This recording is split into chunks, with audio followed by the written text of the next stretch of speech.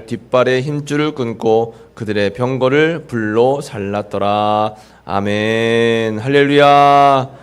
오늘도 수요예배 참여한 여러분 모두에게 주님의 은혜와 은총이 함께 하시기를 간절히 축복합니다. 우리 옆에 분들하고 인사하겠습니다. 사랑합니다. 축복합니다. 참 잘 오셨습니다. 네, 참 잘 오셨습니다. 사랑합니다. 축복합니다. 어떻게 명절 때 맛있는 거 많이 드셨어요? 네, 아직도 드시고 계시느라고 못 오신 분들이 계시는 것 같아요. 그래요. 네, 추석 명절도 이제 몇 시간 뒤면 끝납니다. 연휴가 끝납니다. 이게 좋으면서도 또 힘든 것 같아요. 그렇죠? 여러분들은 어디 멀리 안 다녀오셨죠? 네, 저도 언젠가는 생각할 때 원래 그냥 고향이 공주였으면 좋겠다라는 생각을 좀 해요. 가는데 4시간, 오는데 6시간, 한 10시간 걸렸어요. 그래도 명절이니까 고향에 다녀와야 되겠죠. 또 때로는 이렇게 좀 막히고 해야지 또 명절 보내는 것 같다는 생각이 또 들 때도 있는 것 같습니다. 어쨌든 여러분 이렇게 명절 잘 보내셔서 감사하고 우리 가족들을 위해서 또 우리 친지들을 위해서 더 많이 기도하는 시간이 된 줄로 믿습니다. 오늘은 여호수아의 기도 24번째 여호수아 11장 말씀을 중심으로 함께 은혜를 나누도록 하겠습니다.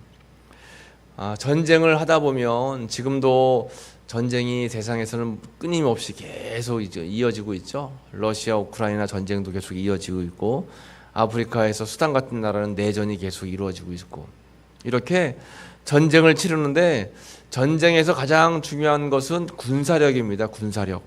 우리나라가 참 옛날보다 잘 사는 나라가 되었다라고 우리가 생각할 수 있는 것은 군사력이 우리나라가 세계 6위, 7위 정도 된대요. 그러니까 엄청난 그러한 이제 군사력을 가지고 있죠. 그런데 여러분 군사력이 좋다고 해서 좋은 무기를 가지고 있고 또 좋은 병력, 수많은 병력을 가지고 있다고 해서 전쟁에서 무조건 또 이기는 것은 아닙니다. 우리가 뭘 통해 알 수 있냐면 명량 대첩을 통해서도 우리가 알 수 있어요. 여러분 명량 대첩 아시죠? 이때 장군이 누구예요? 맞아요. 이순신 장군입니다. 이순신 장군이 그 전쟁에서 우리 조선의 군함은 13척, 때로는 12척이나 14척이라고도 하는데 보통은 13척. 일본의 군함은 200여 척. 게임도 안 되는 그런 숫자죠. 전력도 어마어마하게 차이가 나고 또 이 무기 자체가 비교가 되지 않는 그런 싸움이었습니다. 그런데 하객진법이라고 하는 그러한 좋은 군사력 또 이 정신력을 잘 무장해가지고 이순신 장군이 대승을 거두게 됩니다. 그래서 사실은 이 명량 대첩을 중심으로 해서 일본 군들이 10만 명의 병력을 한양으로 이제 데리고 가서 이 조선 땅을 완전히 다 함락하려고 계획을 세우고 있었는데 이순신 장군이 명량 대첩을 승리함으로 인해서 그 계획이 수포로 돌아간 거예요. 그러니까 전쟁의 승리가 꼭 이 군사력에만 있다는 것이 아닐 수도 있다라고 하는 거죠. 우리가 여호수아의 말씀을 계속 나누고 있는데 이 여호수아의 말씀은 전쟁 이야기입니다. 거의 대부분이 전쟁에 대한 관련된 이야기들이 나와 있어요. 그런데 우리가 아는 것처럼 이스라엘 백성들은 잘 훈련된 군사가 아니었어요. 애굽에서 몇 년간요? 40년간을 포로 생활을 하고 광야에서 40년간을 이렇게 방황하다가 겨우 80년 만에 이제 가나안 땅에 입성을 했습니다. 그러니까 그 사람들이 전쟁을 할 줄 알겠습니까? 군사력이 있겠어요? 그냥 그 전혀 준비되지 않은 사람 가지고 이제 가나안 전쟁을 치르고 있는 겁니다. 그러니까 군사력은 별로 좋지 않죠.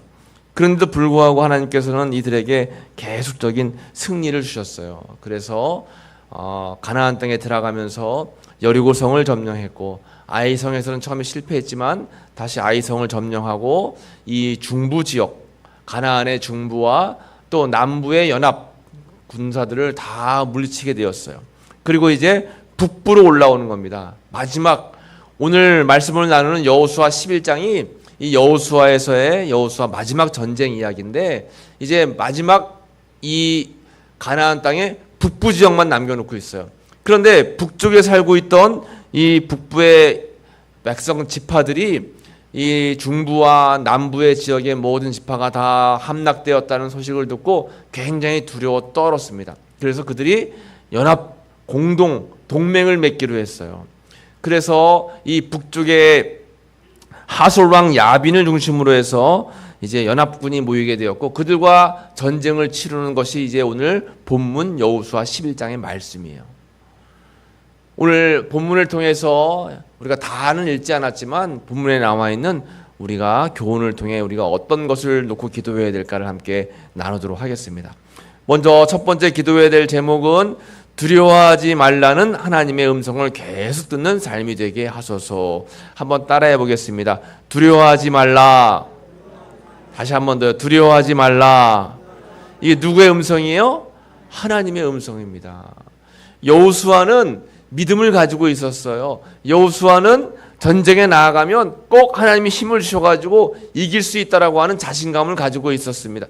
그럼에도 불구하고 여호수아는 인간이에요. 사람이었기 때문에 전쟁에 나갈 때마다 두려웠습니다.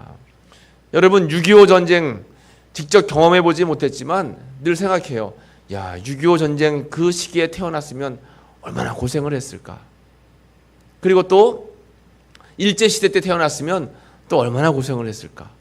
월남전도 우리가 참전을 해가지고 많은 분들이 어려움을 당했잖아요. 저희 고향에 가면 6.25 전쟁 때 숨어있던 이제 굴이 있대요. 저도 이야기 듣고 이야기만 들어보고 가보지 못했는데 이제 저희 아들이 그 얘기를 듣고 자꾸 그 굴이 어딘지 한번 가보자는 거예요. 6.25 전쟁 때 그 피난 숨었던 동굴이 어딘지 찾아보자는데 뭐 풀숲이 너무 우거져가지고 갈 수가 없습니다.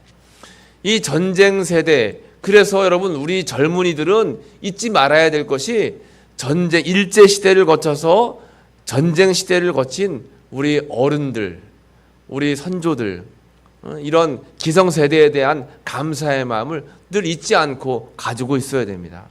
그러니 젊은 사람들이 어른들의 그런 노고도 모르고 그냥 자기들 목소리만 높이고 의견만 높이면 안 되는 거예요. 늘 항상 이렇게 원로들에게 또 선배님들에게 선조들에게 감사한 마음을 품고 또 지혜를 구하고 그렇게 해야 된다라고 하는 거죠. 여호수아는 이러한 전쟁 가운데 있을 때마다 마음이 두려웠어요. 마음이 늘 떨렸습니다. 전쟁에 나아가서 싸운다라고 하는 것은 늘 언제나 내 목숨이 오늘이 마지막일 수 있다라고 하는 그러한 마음의 두려움과 긴장을 가질 수밖에 없다라고 하는 거죠.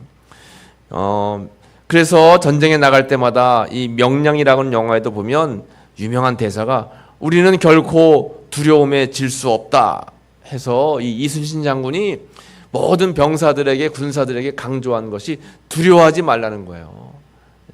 강한 마음을 가지라고 하는 겁니다. 우리는 이길 수 있다라고 하는 긍정적인 믿음을 가지라라고 하는 그런 이야기였죠. 마찬가지로 하나님께서는 이 두려워하고 있는 여호수아에게 반복적으로 하고 계신 말씀이 있어요. 오늘 본문에도 나와 있습니다. 여호수아 11장 6절 말씀에 보면 같이 한번 읽어볼까요? 여호와께서 여호수아에게 이르시되 그들로 말미암아 두려워하지 말라.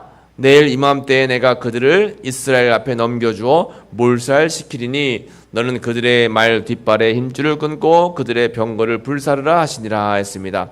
빨간 줄 쳐 있는 부분 있죠? 하나님께서 여호와께서 여호수아에게 이르시되 그들로 말미암아 뭐 하지 말아라? 두려워하지 말아라. 두려워하지 말아라. 이미 여호수아가 두려워 떨고 있는 걸 알고 있었습니다. 하나님께서 말씀하시는 거예요. 두려워하지 말아라. 내일 이맘때쯤 되면 내가 이미 승리해가지고 기쁨을 누리고 있을 거야. 그러니까 절대 두려워하지 말아라 라고 이야기하고 있다라고 하는 거죠. 여러분 이렇게 여호수아는 그의 삶을 전체적으로 두고 봤을 때 항상 삶의 고비가 있을 때마다 하나님이 나타나셔서 두려워하지 말아라.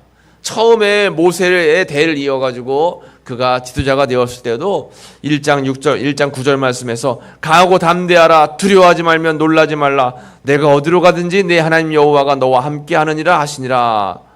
강하고 담대하라. 두려워하지 말라 하고 여호수아를 처음 불렀을 때도 강한 믿음을 가지라. 두려워하지 말아라 이렇게 말씀을 전해주셨습니다. 이 여호수아는 이렇게 항상 하나님이 때마다 시마다 두려워하지 말라라고 하는 말씀을 주셨어요. 아이성을 정복할 때도 두려워하지 말아라. 요단강을 건널 때도 두려워하지 말아라. 가나안의 남부 5 동맹국가를 정복하러 갈 때도 두려워하지 말아라. 그래서 여호수아 말씀에 보면 1장 6절 9절 또 8장 1절 또 10장 8절 계속해서 두려워하지 말아라. 두려워하지 말아라. 내가 너와 함께 할 거야. 두려워하지 말아라. 이런 말씀을 하고 있다라고 하는 거죠. 그런데 성경에 보면 여호수아뿐만 아니라 하나님께 부름받고 하나님의 일을 감당했던 모든 주님의 사람들, 하나님의 사람들은 모두 하나님께서 주시는 사명 앞에서 두려워하지 말아라 라고 하는 말씀을 듣게 됩니다.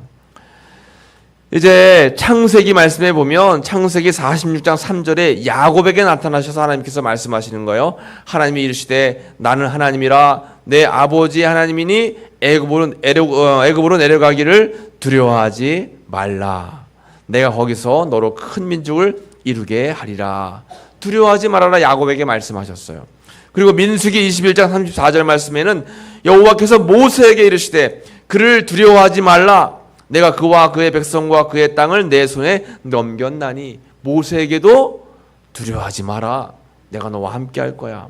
그런가 하면 기드온, 사사 기드온에게도 말씀하십니다. 23절 말씀에 여호와께서 그에게 이르시되 너는 안심하라. 두려워하지 말라.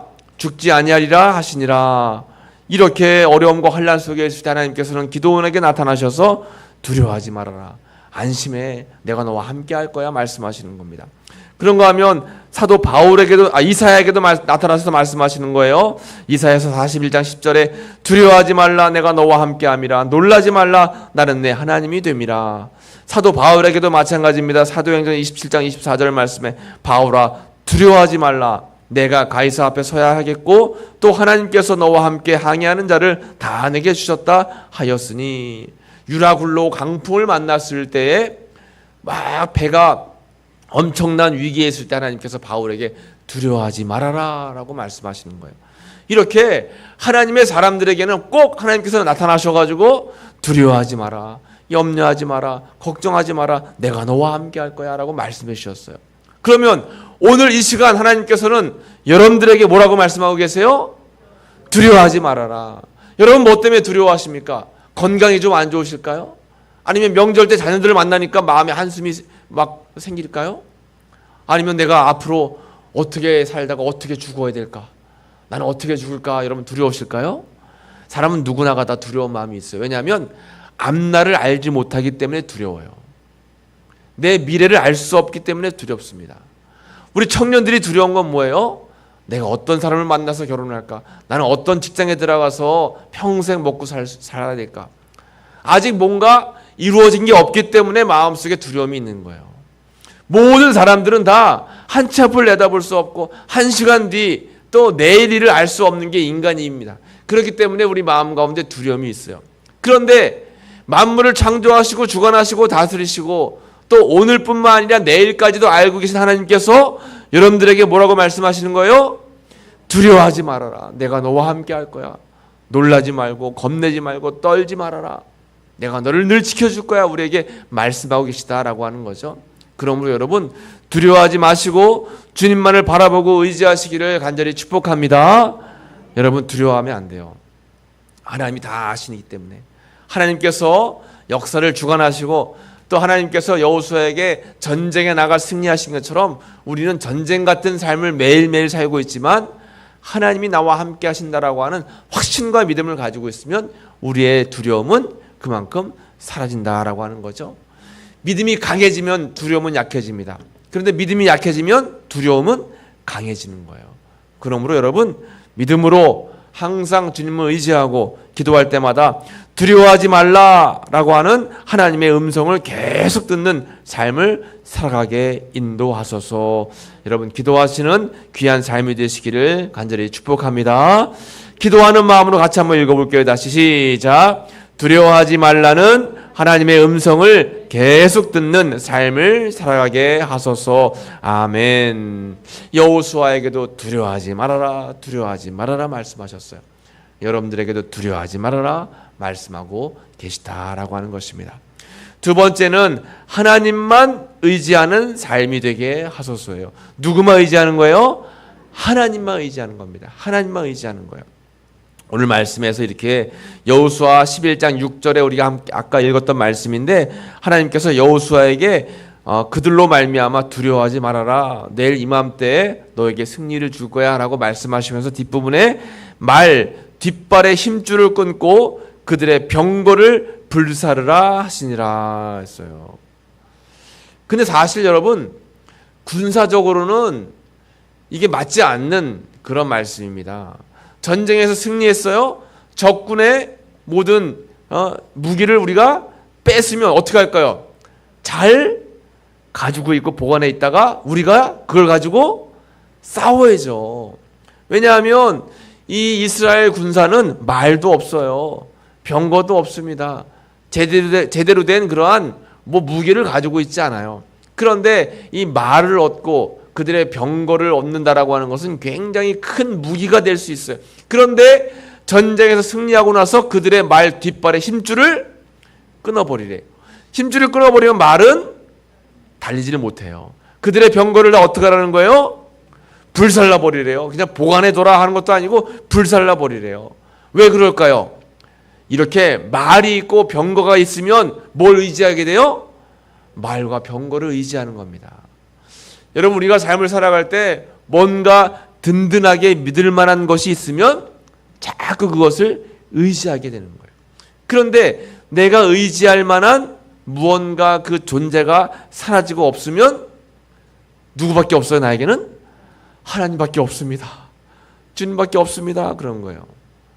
있으면 하나님, 나에겐 그래도 물질이 아직 남아 있습니다. 하나님, 나를 도와줄 사람이 아직도 있어요. 나에겐 엄마 아빠가 아직도 있습니다. 나에겐 든든한 지원군이 있습니다. 그런데 그런 것들이 다 없어지면 하나님, 나는 아무것도 없습니다. 나에게는 주님밖에 없습니다. 주님만을 바라보고 의지하게 된다라고 하는 거예요. 하나님은 그걸 알고 계셨기 때문에 전쟁에서 말을 얻고 병거를 얻어요. 그 말에 힘줄을 다 끊어버리고 병거를 다 불살라 버리라는 거예요. 우리는 참 이 교만한 마음을 가지고 있어가지고 나도 모르게 하나님보다 더 의지하는 것들이 있게 되는 거예요. 그것이 재물이 될 수도 있고 자녀가 될 수도 있고 아니면 권세, 권력이 될 수도 있죠. 그래서 계속해서 하나님께서는 여호수아로 하여금 나만 바라봐라, 나만 의지해라. 그래서 하나님, 우리는 하나님만 의지합니다, 하나님만 바라봅니다. 여호수아는 고백할 수밖에 없었다라고 하는 것입니다. 다윗도 전쟁을 하면서 이런 고백을 했어요. 시편 20편 7절 말씀을 같이 한번 읽어볼까요? 어떤 사람은 병거, 어떤 사람은 말을 의지하나 우리는 여호와 우리 하나님의 이름을 자랑하리로다. 아멘. 이 다윗의 고백입니다. 다윗이 수많은 전쟁을 치루었잖아요. 수없이 많은 사람들과 피를 흘리며 싸웠습니다. 그런데 그 다윗이 깨달은 것은 뭐냐면, 어떤 사람은 병거를 의지하고 어떤 사람은 말을 의지하지만 우리는 여호와 우리 하나님의 이름을 자랑할 것밖에 없습니다. 하나님만 바라보고 하나님만을 의지해야지 다른 것들은 의지할 것이 아무것도 없습니다 라고 지금 고백을 하고 있는 거예요. 그래서 여러분, 다른 거 다 잃어버려도 하나님을 믿는 믿음만 잃어버리지 않으면 우리는 언제든지 역전할 수 있고 우리는 언제든지 승리할 수 있다는 사실을 꼭 믿으시기를 축복합니다. 다른 것들이 다 남아있다 할지라도 하나님을 잃어버리면 결국에는 다 잃어버린 것과 마찬가지예요. 우리는 하나님만 바라보고 오직 하나님을 의지하는 믿음이 있어야 된다라고 하는 것입니다. 우리가 기도할 때 다른 것이 아닌 오직 하나님만 의지하는 삶이 되게 하소서. 같이 한번 해보겠습니다. 시작. 다른 것이 아닌 오직 하나님만 의지하는 삶이 되게 하소서. 아멘. 오직 하나님만 의지하는 여러분들 되시기를 간절히 축복합니다. 하나님만 의지하면 되는 거예요. 여러분, 죽는 그 순간까지 주님만 바라보고 주님만 의지하면 되는 것입니다. 세상은 우리에게 실망을 안겨줘요. 세상은 우리를 배신할 때도 있어요. 그러나 하나님은 절대 우리를 배신하지 않고 우리를 실망시키고 좌절시키지 않는다라고 하는 것입니다. 그 하나님만 바라보고 의지해야 되는 것입니다. 마지막으로 세 번째 오늘 여호수아의 기도는 온전히 순종하는 삶이 되게 하소서. 온전한 순종입니다. 여러분, 우리가 말씀을 따르는데 어떤 건 따르고 어떤 건 따르지 않고, 나에게 좀 득이 되고 나에게 좀 뭔가 보탬이 되는 말씀은 따르고 그렇지 않은 거는 안 따르고, 이러면 절대 안 되는 거예요. 그러면 영적인 편식에 걸리는 겁니다. 영적인 편식. 내 입에 단 것만 자꾸 먹으면 결국에는 어떻게 해요? 비만, 당뇨, 혈압 이런 거에 문제가 생기잖아요. 그것처럼 말씀도 마찬가지예요. 나에게 힘만, 나에게 뭔가 보탬이 되는 그 좋아하는 말씀만 자꾸 의지하면 안 됩니다.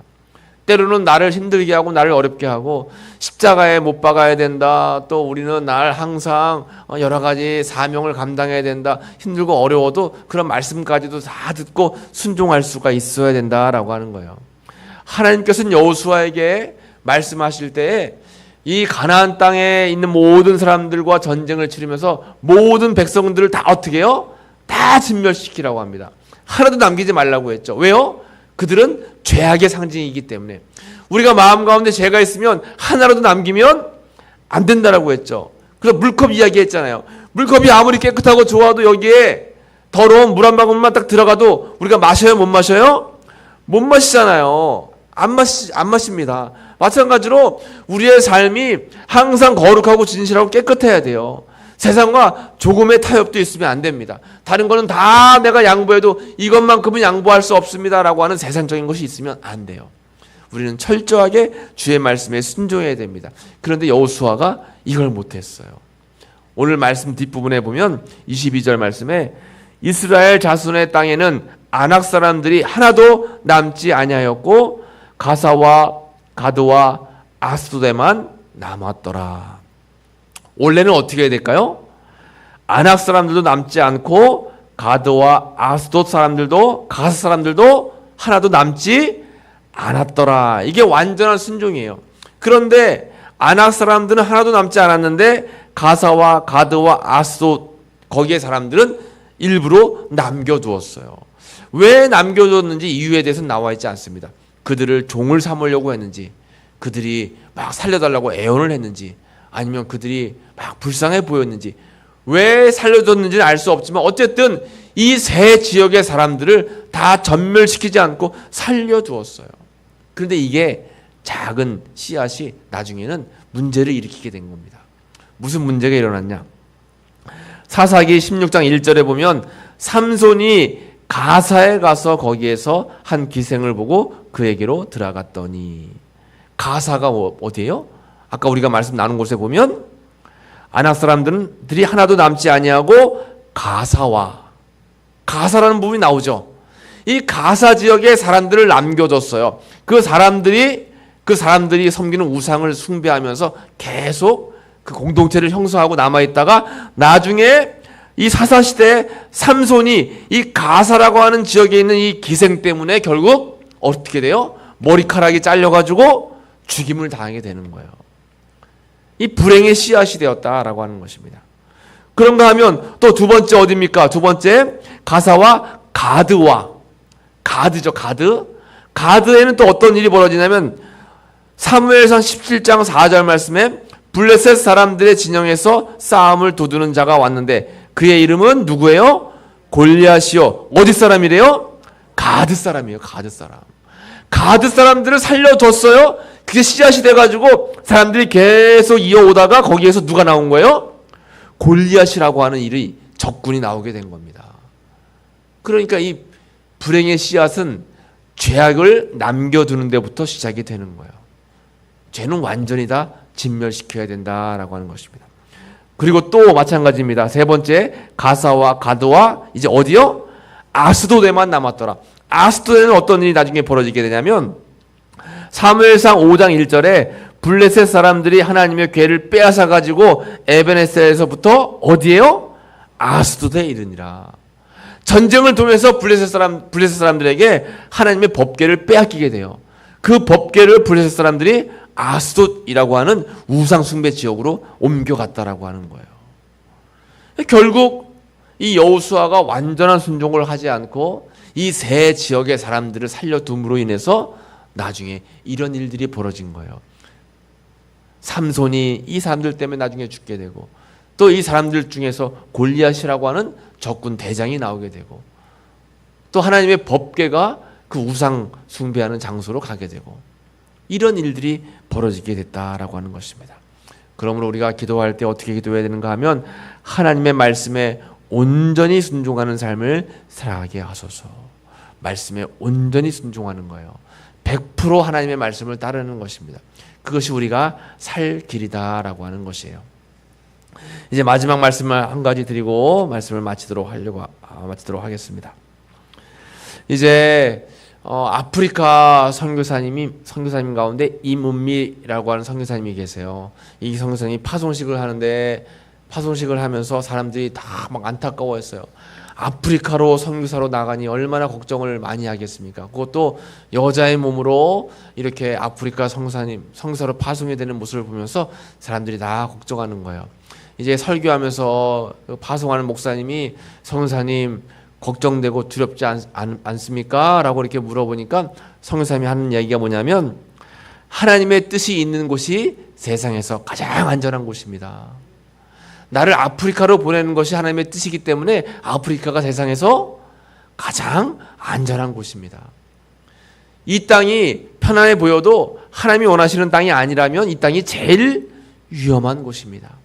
그러니까 사람의 판단으로 이것은 위험하고 이것은 안전하고 이것은 평화롭고 이것은 위태하고 이런 것을 따질 수 있는 것이 아니라, 하나님이 함께 하시고 하나님이 인도하시고 하나님이 역사하시는 그곳은 가장 안전한 곳이지만, 하나님이 떠났고 하나님이 멀리 계시고 하나님이 함께하지 않는 그곳은 가장 위험한 곳이다라고 하는 이 성사님의 말씀에 모든 사람들이 은혜를 받았다라고 합니다.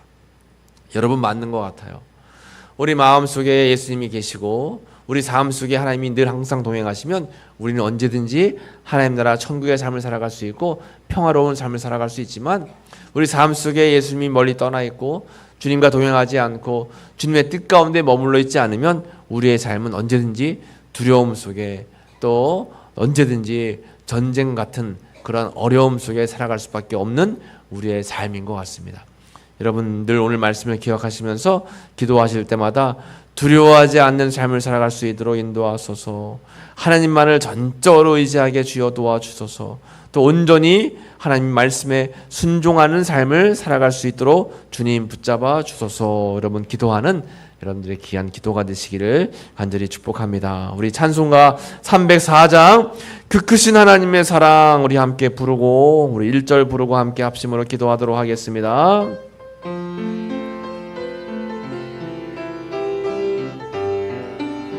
그 크신 하나님의 사랑 말로 다 형용 못하네. 저 높고 높은 별을 넘어 이 낮고 낮은 땅 위에 죄범한 영혼 구하려 그 아들 보내사 화목제물 삼으시고 죄 용서하셨네. 하나님 크신 사랑은 증량 다 못하네. 영원히 변치 않는 사랑 성도여 찬양하세. 오늘 세 가지 기도 제목을 여러분과 함께 나누었습니다. 어려운 삶 속에 우리는 살고 있지만 하나님께서 우리에게 말씀하고 계세요. 두려워하지 말아라. 내가 너와 함께한다. 두려워하지 말아라.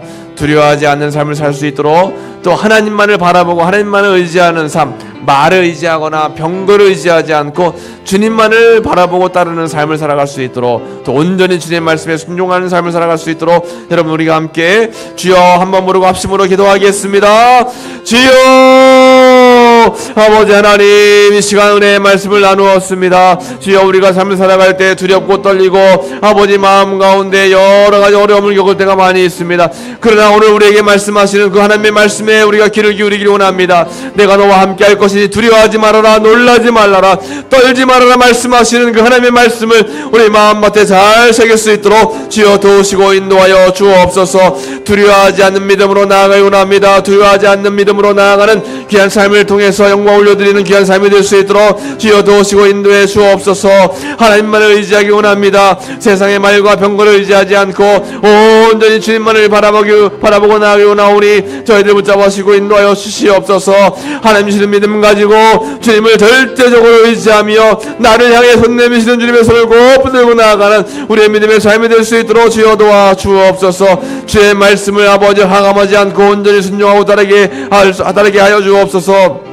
주의 말씀만 바라보고 나아가는 믿음의 삶을 살아가기 원하오니 주여 붙잡으시고 인도해 주시옵소서. 주님의 말씀에 순종하는 말미암아 항상 평안하고 기쁨이 넘치고 은혜와 축복 가운데 거하는 저희들의 믿음의 삶이 될 수 있도록 주여 붙잡아 주옵소서. 오늘도 3일 예배 함께 나와서 예배드리는 귀한 사랑하는 성도들, 또 온라인을 통해서 함께 예배드리는 성도들 기억하여 주시옵소서. 아버지의 말씀 가운데 거하고 아버지 마음의 손을 아뢰며 기도할 때마다 두려움이 다 사라지고 주님이 보호하시고 돌보시고 인도하시는 놀라운 역사와 은혜가 나타날 수 있도록 지어 도우시고 인도해 주옵소서. 주님 함께 주시옵소서. 하나님 감사합니다. 오늘도 우리가 함께 여호수아를 통해서 은혜의 말씀을 나누었습니다. 주님, 우리는 세상에 살면서 두렵고 떨릴 때가 많습니다. 아버지여, 육신의 연약함 때문에, 마음의 여러 가지 부족함 때문에 마음 가운데에 두렵고 떨림으로 주님 앞에 간구하며 기도할 때가 많습니다. 우리에게 말씀하시는 주님의 그 음성을 귀 기울이게 하시고 우리를 향하여 두려워하지 말아라, 놀라지 말고 떨지 말아라 말씀할 때 아멘으로 주님만 바라보고 의지하고 나아가는 저희들 삶이 될 수 있도록 주여 붙잡아 주옵소서. 무엇보다 주의 말씀 바라보고 말씀 의지하며 순종하며 나아가기를 원하오니 저희들과 함께 하셔서 말씀 안에 승리하고 말씀 안에 아버지여 모든 어려움들을 이겨내고 살아갈 수 있는 저희들 모두가 될 수 있도록 은혜와 복으로 함께 해 주옵소서. 감사드리며 예수님의 이름으로 기도하옵나이다. 아멘.